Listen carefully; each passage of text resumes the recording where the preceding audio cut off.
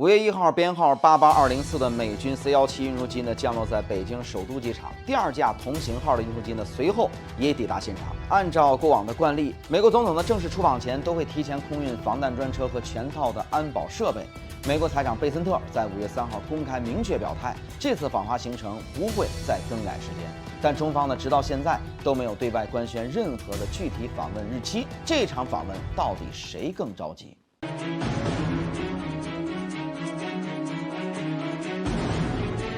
大家好，我是谢飞，欢迎来到今天的谢飞观察。白宫原本把这个访华行程呢定在3月底。那么2月28号呢，美以联手对伊朗采取这个军事行动之后，中东局势立刻急剧的升级特朗普呢以处理中东战事为理由，将访华的时间呢推迟到了5月14号到15号。5月1号呢，他在白宫的南草坪我看在接受凤凰的记者采访的时候，表示此行一定会非常精彩。5月2号呢，特朗普呢又致信美国国会宣称针对伊朗的军事行动已经结束了。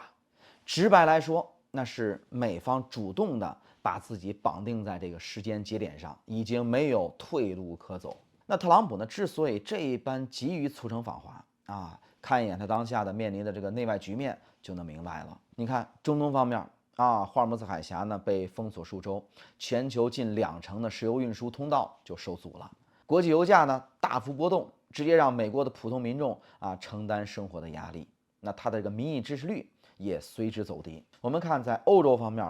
特朗普呢要求这个北约盟友呢派出军舰帮忙打通航运的通道，却接连遭到法国、西班牙、意大利等国的拒绝。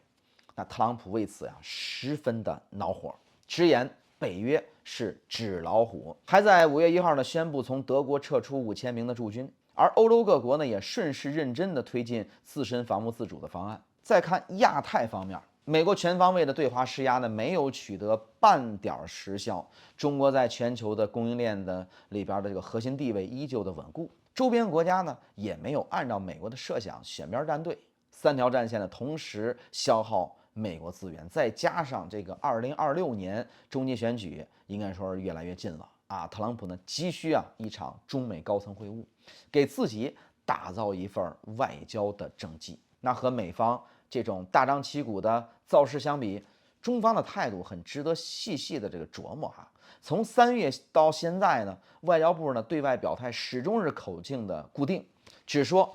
双方呢就访华事宜一直在保持沟通。那4月30号呢，中方的高层外交官呢与美国的国务卿卢比奥通电话，提到要筹备好重要高层互动的这个相关议程，措辞克制内敛，没有这个丝毫的热络亲近的语气。我们回想这个2017年，中方呢拿出像故宫茶叙专属国宴是吧？这个瀛台夜游嘛，当时叫来用最高的规格接待特朗普。结果呢，他刚结束访问回国，立刻就发起对华的贸易战，扭头是吧就不认人了。有了这次前车之鉴，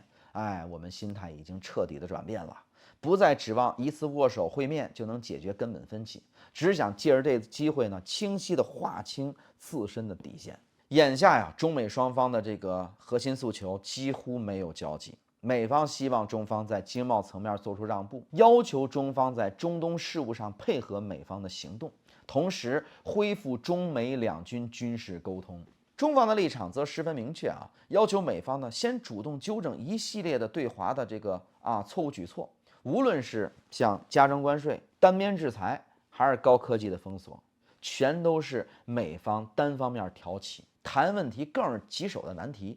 4月底呢，美国对台军售的最后一批的坦克运抵台湾，台当局随后又签署了66亿美元的新军购协议。特朗普呢一向习惯用这个交易思维是吧处理国际事务，外界呢普遍担心他会把这个台海问题当作谈判筹码。当然中方呢早已经把这个底线说透了，就是台问题呢是中美关系最大的风险点，绝不允许拿这件事儿做任何的交易置换。因此那即便呢5月14号的这个中美会面能够这个咱们说如期举办吧，大概率也只是双方各自摊开底牌，摸清彼此的真实意图，仅此而已。一次高层访问是吧？根本改变不了中美关系这个整体走向。那真正能决定两国关系走势的，始终是双方在这种经贸、台海、地区安全等核心问题上的实际行动，包括他想求着中国帮助他解决霍尔木兹海峡通航的问题。可是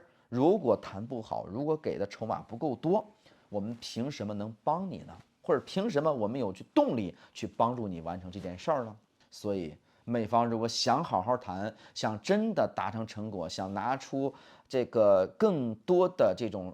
硕果回国交代的话，恐怕要拿出真正的诚意来了。好了，感谢收看今天的谢飞观察，希望各位点个关注，我们下期节目再见。